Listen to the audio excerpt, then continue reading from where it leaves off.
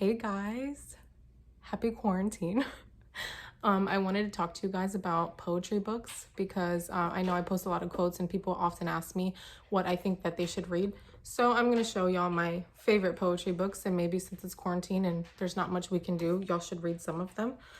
So my number one favorite is Stuff I've Been Feeling Lately by Alicia Cook, and it actually looks like a tape recorder, so it's really cute. But I'll read y'all one of my favorites from this book. I'll read you one of the poems. And also, each of the poems in the book is just called track 1, track 2, track 3, all the way down. So I'm going to read to you track 9. Mila. Thank you. Okay. Okay. So track 9 is, the first time my heart broke, I thought back to the day in my childhood when a piece of glass went through my finger after an ill-fated cartwheel. I was 11 years old. My mother and I were in our bathroom cleaning up the wound. She dribbled peroxide onto the cut. It fizzed and burned. I winced at the pain. It needs to burn so you know it's healing, she explained. That small exchange during my adolescence helped me learn to appreciate the pain pulsating from my broken heart. In spite of the severity of my wound, I knew the healing process had begun.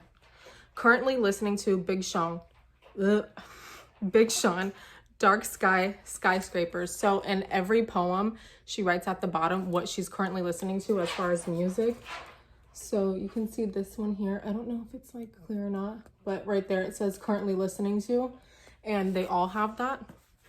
So I'm not gonna read another one because they're not long, but hers aren't like the little one sentence ones like some other like Instagram poets are, even though she's not an Instagram poet. But anyways, and then her second side, there's side B of the and it's called the remixes, and it's blackout poems. And if you don't know what a blackout poem is, it's basically like, let's say an article or anything like a writing, where you black out most of it and then you keep only certain words that you want, and it turns into its own poem. So what she did was, for like track 1, she made a blackout poem for it, and then that's the remix of it. So really interesting. So I just read y'all track 9, so I'm gonna read you track 9 on side B. And this one, it's I was broken already. That's it. Beautiful. And I'll show you what that looks like. So she literally just X'd out all of the rest of the words and created a new poem, which is really cool. I love this. I give this book definitely a 5 out of 5 stars. It's literally my favorite poetry book, and it's so creative and so original. Like, I love this book so much. She has a second book that I haven't read yet, but I'm going to. And then there's a third book coming out in, I think, October. So I'll definitely be reading both of those soon. And then I was going to just tell y'all about, while I'm here, might as well. This is my second favorite book, Moonflower by Sabina Laura. I'll read one of her poems. So I don't think this, yeah, hers don't have titles.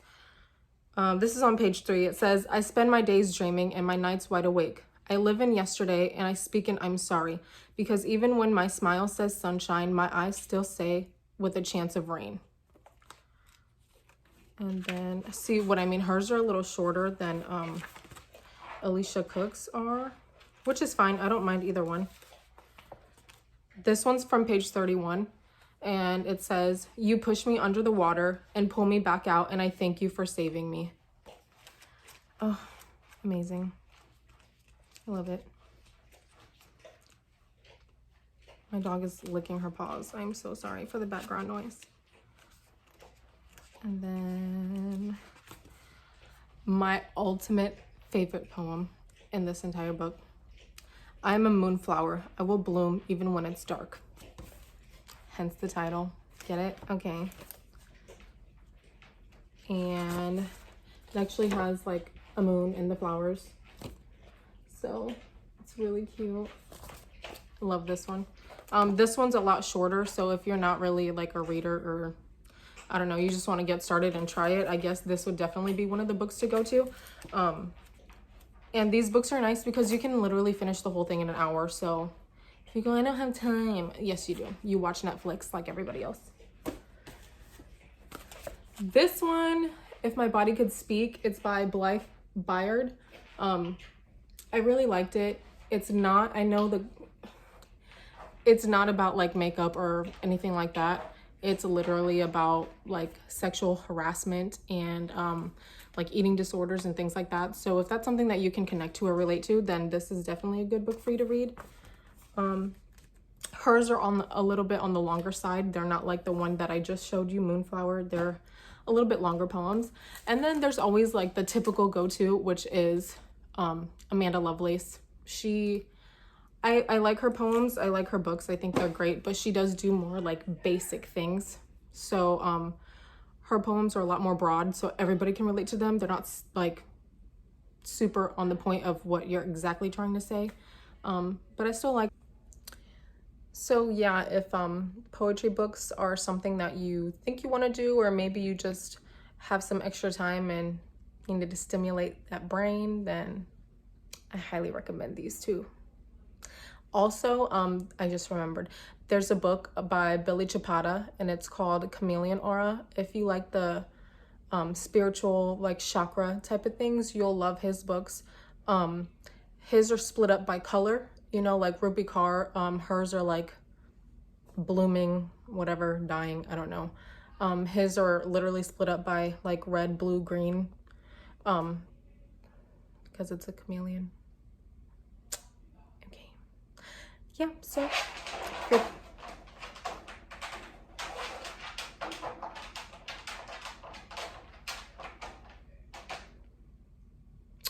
Okay, so if you're thinking about reading any books, any poetry books, Mila,